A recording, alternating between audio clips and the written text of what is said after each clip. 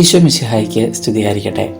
പരിശുദ്ധ കന്യകാ മാതാവ് തൻ്റെ പ്രിയ മക്കൾക്ക് പ്രത്യാശയുടെയും വിശ്വാസത്തിൻ്റെയും അടയാളമായി നൽകിയ ഒരു സമ്മാനമാണ് അത്ഭുത മെഡൽ. ഫ്രഞ്ച് സന്യാസിനിയായ കാതറിൻ ലബോറിനയ്ക്ക് തൻ്റെ സന്യാസ ജീവിതത്തിൽ അനേകം തവണ മാതാവ് പ്രത്യക്ഷപ്പെട്ടിട്ടുണ്ട്. പരിശുദ്ധ അമ്മയെ കാണാൻ അവൾ അതിയായി ആഗ്രഹിക്കുകയും പ്രാർത്ഥിക്കുകയും ചെയ്തിരുന്നു. 1830 ജൂലൈ 18 രാത്രി കാതറിൻ നിദ്രയിലായിരുന്നപ്പോൾ അവളുടെ സമീപത്ത് ഒരു ബാലൻ പ്രത്യക്ഷപ്പെട്ടു.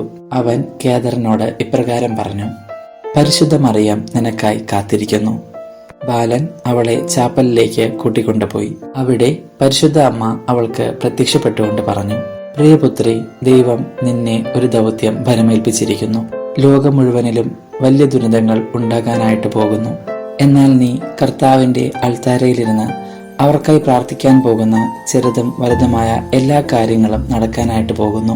പിന്നീട് 1830 നവംബർ 27 നടന്ന രണ്ടാമത്തെ പ്രത്യക്ഷീകരണത്തിൽ മാതാവ് കാതറിന് ഒരു അത്ഭുത മെഡൽ സമ്മാനിച്ചു.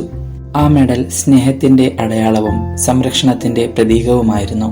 അതിൽ കന്യകയുടെ കരങ്ങളിൽ വളയങ്ങളും വിലയേറിയ കല്ലുകൾ കൊണ്ടും അലങ്കരിച്ചിരുന്നു. അതിൽ നിന്ന് പ്രകാശകിരണങ്ങൾ താഴേക്ക് പതിച്ചിരുന്നു.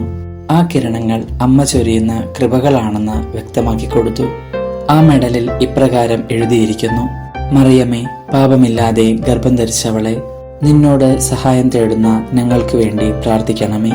പരിശുദ്ധ മറിയം ആ മെഡൽ കാതറിനോട് കഴുത്തിൽ ധരിക്കാൻ ആവശ്യപ്പെട്ടതിനു ശേഷം ഇങ്ങനെ പറഞ്ഞു: ഇത് ധരിക്കുന്ന എല്ലാവർക്കും കൃപ ലഭിക്കും. വിശ്വാസത്തോടെ ഇത് ധരിക്കുന്നവർക്ക് കൃപ ഉദാരമായിരിക്കും. കത്തോലിക്ക സഭ അംഗീകരിച്ച ഭക്തിയുടെയും സ്നേഹത്തിന്റെയും പ്രതീകമാണ് ഈ അത്ഭുത മെഡൽ. കൃപകളും അനുഗ്രഹികളും മേടിച്ചെടുക്കുവാനും പ്രതിസന്ധികൾ തരണം ചെയ്ത് മുന്നോട്ടു പോകുവാനും ഈ മെഡൽ ധരിക്കുന്നതിലൂടെ നമുക്ക് സാധ്യമാകുന്നു.